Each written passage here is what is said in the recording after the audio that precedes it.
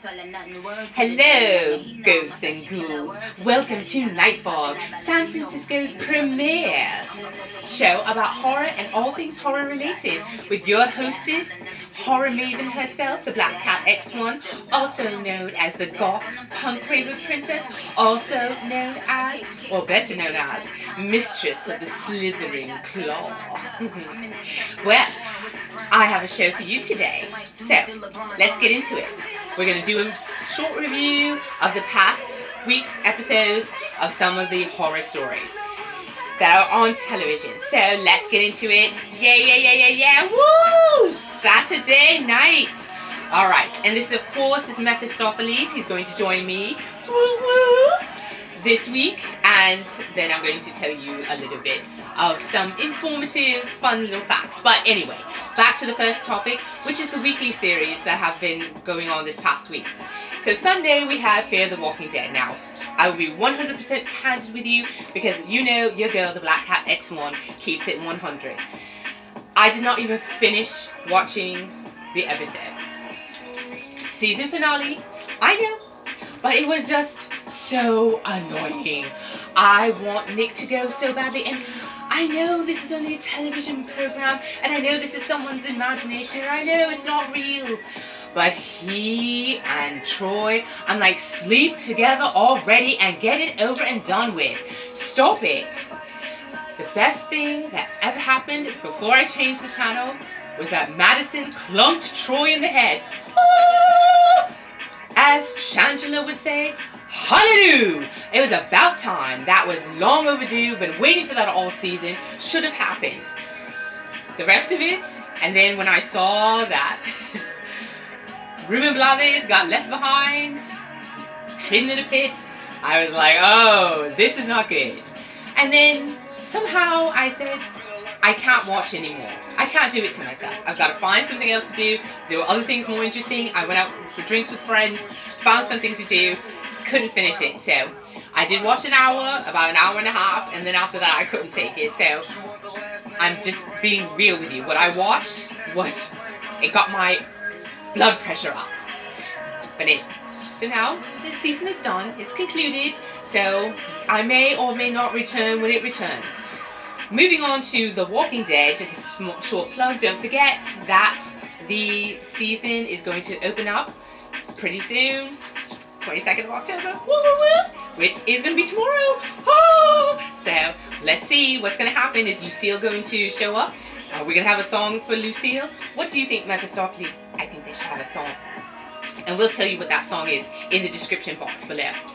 Alright, so Fear the Walking Dead, tick. And then American Horror Story on Tuesday. That was pretty good because Beverly is knocking heads with Kai. Knew it had to have happened. And then Valerie Solanas got dragged into the story. And the storyline has to do with the fact that she and Andy Warhol were at odds. And she shot him, etc. So she's a big women's lib element. But my feeling was, why do you need to drag in Valerie Solanas? You can't see that what's happening with Kai is that he's using and abusing you girl, all the ladies. So we'll see what happens with that. Let's hope people get smart. But I knew once Kai confronted Winter and showed her the book that he was onto their game. I'm like, okay, so I hope someone has another strategy because you're playing chess here with him. So you've got to be 2-3 moves ahead. Alright, but we're staying tuned. I haven't lost my patience with that series yet. And then Wednesday we had No End House, Channel Zero. And the interesting thing I find about Channel Zero is not so much the storyline itself, but the subtext, which is about friendship. Because there's something that's broken between Jules and the other girl. Because every time Jules leaves the house, oh, where's Jules? Oh, she's left. Bye. Oh well, let me go have a rest with somebody. Let me go get a peanut butter sandwich. Let me go do something. Jules is off having her own misadventures. The other girl's having her own misadventures. I'm like, okay, Jules and Martian, you need to be together. That's it. But let's see if they can get it together because The father is not going to leave them alone. And wasn't it absolutely scrumptiously creepy when the father is digging? He takes the memory of the puppy out of Martian's mind and takes his fingers into the poor little thing's head and he's scooping out the meaty bits. Oh, it was revolting, disgusting, absolutely horrible. And I couldn't stop watching. So I'll be back on Wednesday to see more of that. Thursday we had Ghost Wars, which to me is going up and down. It like started off really strong, and I'm like, okay, so we're going the direction of where are we going? So I'm not quite sure about that one. It hasn't really gotten its footing so far as I'm concerned, but I will continue to watch and monitor its progress. Now, Friday was packed because you have The Exorcist, and again, they're really doing a splendid job of developing the storyline with Tomas. Father Tomas is being more and more put under the influence of the demonic, and I'll speak about that a little later, further in the show. It's really good how they're bringing the children together because I'm like, you brought that little abused girl into a house that already has a possession element to it. Very interesting. So we're starting to see a little bit of things. Marcus is also feeling something. They haven't quite put the pieces together yet. And then that whole um, the sub storyline with what's going on in the Vatican, that's starting to tie together nicely with the main storyline. So have to keep tuned for that. The other thing that happened on Friday was Z Nation, and so I liked it because Warren knows where she's going, even if she doesn't know how to explain where she's going. And my thing was, everyone followed Warren because she gave you a short, succinct explanation. She hasn't really said anything because she couldn't say anything. My secret feeling is that she's been programmed because, you know, the 2 years in the coma. But we'll see how that develops. But I like the fact that when the group had the intervention with her, she was forced to say what her visions are. I'm like, thank you. At least if you know what the prophet's vision is, you can decide whether or not to follow them or not. They decided not to follow Warren, but she got them back. She put them back on track to go back east. And I said, that's the mark of a true leader. They thought they were not going to the east, and they ended up going to the east. So, staying tuned for that. Superstition also debuted on Friday. Superstition is a really strong program, and they made a very strong debut. It's directed and produced by Mario Van Peebles, amongst other people. It really captured my attention. It's a little weak in spots, but I think the fact that they're not afraid to kill off a major character in the first episode, brilliant. All right, now where are you going to go? You've got only to go up. So I'm really rooting for this one. It has a lot of basis in African-based religions and traditional forms. So I really think this is something that you owe it to yourself to look into. All right, woo! So that took a lot more time than I thought. But I want to have a short word, a short mini lesson, because I'm a demonologist, meaning I study demons. Not that I am a demon, which somebody came up to me this week and they were like, hey, you said you were a demon. I'm like, no, I'm not. I study demons. Mini lesson for today.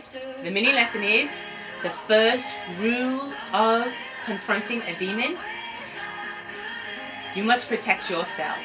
You must have a belief system. If you don't believe in anything, how can you fight this thing? It's an obvious entity, right? So if you don't have a belief system, you're an empty vessel. That energy is going to possess you. So the first rule is to make sure that you are grounded, whether it's Native American religions, Wiccan, African tribal, Catholicism, or other Christianity. It really doesn't matter, but you've got to believe and believe truly. So protect yourself, because you cannot help anyone else if you don't help yourself first. And helping yourself means being protected. All right, so that was your mini lesson in demonology for today. I want to move on and quickly tell you something about Santeria, because that came up in a couple of episodes and a couple of movies. And so I want to explain that Santeria is what is called a syncretic religion, and that means it's African religions mixed with Catholicism. So, for example, one thing that's important in Santeria are the colors that you wear, because if you dedicate yourself to a god or a goddess, you've got to wear the colors of that god or goddess. And that's not such a strange concept, right? If you root for example, we're in San Francisco, if you root for the Giants, black and orange, right? So it's the same thing when you're in Santeria. So the use of colors are important because you can identify which team you're on. You identify what your intention is with your ritual, and we'll get into more of that later, but I want to explain a little bit so that people would have more understanding and not like come up and say, oh, you're a witch. Santeria is not quite witchcraft. So okay, so that's that. I did want to briefly mention 3 movies that SyFy has done, original movies for October in the spirit of Halloween: House of the Witch, Truth or Dare, and Neverknock. Now, the 3 of them are very well written. I mean, the usual SyFy offering. Let me tell you, this is a great step up. If Lavalantula is the first rung, this is like number 6 going up the ladder. So they're well written, they are well filmed, for the most part, they're well acted, and I like the fact that if the writers didn't know, they're putting forth a moral. The moral of is you do not survive to the end of the movie unless you work together. And I like that because that is true. So that's another mini lesson in demonology. You've got to have a strong basis and you've got to have a strong foundation, or else you're not casting out any demons. You're not getting anywhere. Okay. Is there anything else that I want to mention? Oh yes, I want to say congratulations, and it was a fantastic Afro Comic Con. So they did a fantastic job in Emeryville on the 21st and 22nd, and so I just really, well, the 21st, right, because I haven't gone tomorrow. But it was really great. It was a fun time. I'm hoping that they will keep on growing every year, and I'm going to work hard to support them and to make sure that it's going to be a fun event and something that everyone's going to come to, because everyone is always welcome. So yeah, that I want to definitely say that. And also a kudos to Famous Monsters. They did cancel their Halloween bash at San Jose Convention Center, but they did it for a very good reason, because they want to devote their time and energy to supporting those people that were affected by the wildfires in California. And so I think that was a good thing. They made the right choice, so kudos to them. And we'll see them next year, or later on in the year at some other point. And so I think that's the end of the show. Mephistopheles, you have anything to say? No, not really. Okay, so thank you for co-hosting.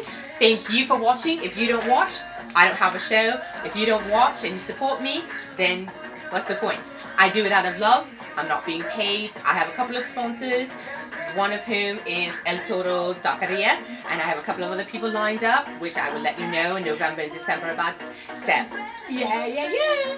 So here I am in San Francisco, California, living the dream. And my dream is to be the horror maven, and that's what I'm working on week after week. So thank you so much for your support. Follow your girl, the Black Cat X1, at the Black Cat X1 on Twitter, and also check out my Tuesday thrillers on www.blogspot. No, I messed that up, didn't I? Yes, I did. Okay, let's stop, please. Okay, so let's do that again. Woo! All right, www.theblackcatx1presents.blogspot.com. All right, so that's fantastic. It's another show that is wrapped up. This was episode 14. Thank you so much. Happy Diwali to all of you, and I am so happy to have been your hostess. So, until next time, Mephistopheles and I see you soon.